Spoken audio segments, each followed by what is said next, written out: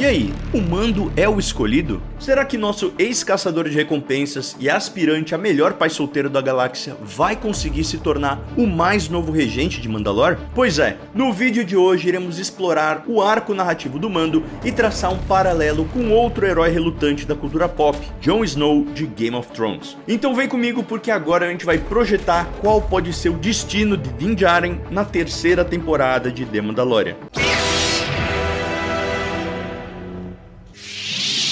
Hello there, Mandalorianos e Mandalorianas! Eu sou o Mando e aqui eu te conto as melhores curiosidades de Star Wars e tento tirar todas as suas dúvidas sobre essa galáxia muito distante. Se curtiu a ideia, já se inscreve no canal e faça parte do nosso clã Mandaloriano. Você já deve ter ouvido falar da Jornada do Herói, uma teoria narrativa do filósofo Joseph Campbell, que inclusive colaborou juntamente com George Lucas para criar um dos maiores mitos modernos, em Star Wars Uma Nova Esperança. Em seu livro O Herói das Mil Faces, Campbell nos mostra uma espécie de estrutura narrativa que está presente em milhares e milhares de histórias, lendas, fábulas e mitos ao decorrer da história da humanidade, consistindo em 12 passos que o protagonista deve seguir para se transformar no herói de sua própria história, passando por transformações sequenciais até chegar nesse posto de herói. Vamos usar aqui o exemplo mais clássico de Star Wars, que é Luke Skywalker, que inicia sua jornada como um simples fazendeiro de umidade que olha para o horizonte com a esperança de um dia viver grandes aventuras. Durante seu arco, ele recebe a chamada aventura, a nega, sofre uma perda que o faz aceitar o chamado,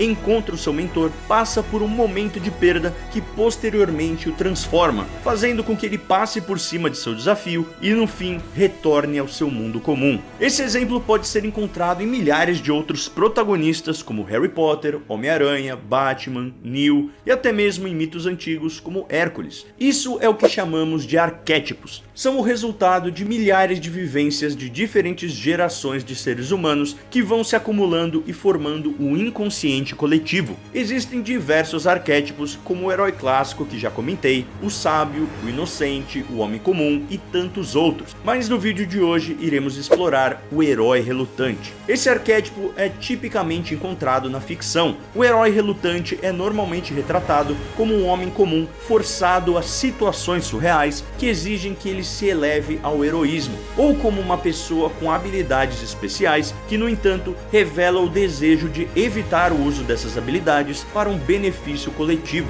Em ambos os casos, o herói relutante não busca inicialmente a aventura ou oportunidade de fazer o bem, e seu aparente egoísmo pode induzi-lo à categoria de anti-herói. Porém, o herói relutante se difere do anti-herói no sentido de que o arco da história do primeiro resulta inevitavelmente em sua transformação em um verdadeiro herói. E aí, isso te lembrou alguém? Pois é, Jon Snow começa sua jornada como a ovelha negra da família Stark, um filho aparentemente bastardo que conta com o ressentimento de sua mãe e que não possui grandes aspirações, tampouco confiando em si mesmo ou em suas habilidades. Ao contrário de basicamente todos os personagens de Game of Thrones, Jon Snow não cobiça o Trono de Ferro, nem mesmo o reino de Winterfell. Suas ambições eram minúsculas quando comparadas à sede de poder de seus companheiros protagonistas. Contudo, ao decorrer da história, o próprio destino de Jon Snow o alcançou, revelando sua verdadeira identidade como um Targaryen, que, segundo a profecia, uniria os 7 reinos para combater um mal tão poderoso que ameaçava acabar com a vida de todos os homens da Terra. Mesmo assim, Snow era relutante à ideia de assumir essa missão tão importante, acreditando que ele não era digno, não era capaz e pensando que outros seriam mais indicados a fazê-lo. Apesar disso, Jon eventualmente entendeu seu papel nesse grande tabuleiro e aceitou o chamado, unindo os reinos dos homens e derrotando o Rei da Noite e suas tropas de White Walkers. Esse arco também é muito parecido com o do Frodo de Senhor dos Anéis, que à primeira vista parece ser apenas um mísero hobbit indefeso e inocente, mas que depois de certa insistência toma para si o fardo de carregar um anel até o fogo ardente de Mordor. Ambos personagens exemplificam perfeitamente o arquétipo de herói relutante, no sentido de que o verdadeiro poder é conquistado por aqueles que não o cobiçam. Geralmente, quando a motivação de um personagem é simplesmente a conquista do poder, seu pensamento pode ser contaminado, fazendo com que ele passe por cima de certos princípios ou faça coisas questionáveis e até equivocadas para conquistá-lo. Muitas vezes, essa acaba sendo a jornada de um anti-herói ou até mesmo de um vilão, onde sua crença de que os fins justificam os meios acaba deturpando uma jornada que poderia ter sido justa e correta, tornando-a dúbia e vilanesca. Muitos dos melhores vilões acreditam que estão certos em suas ações e que estão fazendo o necessário para que cheguem em seu objetivo final, se tornando cegos para ver que suas atitudes, na verdade, os tornaram em pessoas más. Já o herói relutante não tem o poder como seu objetivo, longe disso, ele até o teme, mas em um certo ponto ele percebe que esse é o único jeito de conseguir conquistar seu real objetivo, que pode ser proteger seu povo, evitar uma matança ou outras questões mais nobres que geralmente são voltadas para um bem maior, um objetivo coletivo ao invés do individual. Tanto Mando quanto Jon Snow vieram do nada, sendo um deles um enjeitado e o outro um bastardo,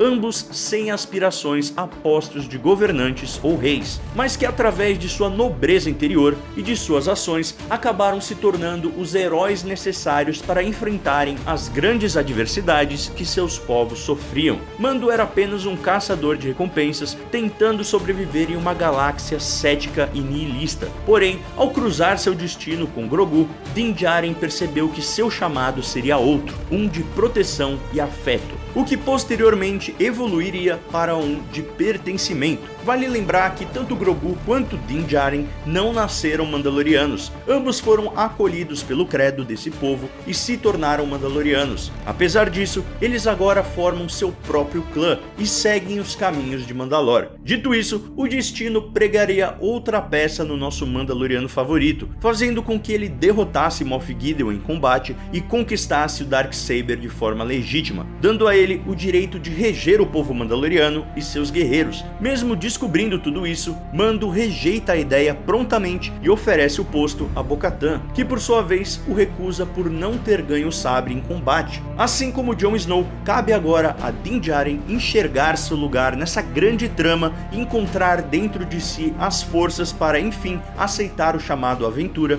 e unir os clãs e grupos mandalorianos para que juntos eles possam retomar seu planeta natal, que atualmente está sob o domínio do que restou do Império Galáctico. Jon Snow e Din Djarin são íntegros em seus ideais, destemidos, sofridos e humildes. Jon Snow, por ter sido fruto de um casamento às escondidas entre a irmã de Ned, Lyanna Stark, com Rhaegar Targaryen, o colocou como legítimo herdeiro do Trono de Ferro. Por mais que a situação tenha caído em seu colo sem a sua vontade de ser um rei, ele é o único de toda a história que genuinamente não cobiçava poder ou a posição, apenas um nome de família, o nome Stark. E por mais que tenha fugido de seu destino, do qual ele era completamente ignorante, Jon Snow sempre foi levado a liderar e acabou sendo escolhido como Rei do Norte, um dos momentos mais emocionantes da série. Da mesma maneira, Din Djarin nunca quis o cargo de Rei de Mandalor. Por uma eventualidade em sua busca pela criança, o percalço jogou em suas mãos, seja pelo destino ou uma jogada malandra de Moff Gideon, o futuro de sua nação. Essa é inclusive a nossa grande aposta para o arco narrativo de Din Djarin durante a terceira temporada. Eu acredito que veremos esse ponto de virada no personagem e será interessante presenciar a possível ascensão de um novo Mandalor,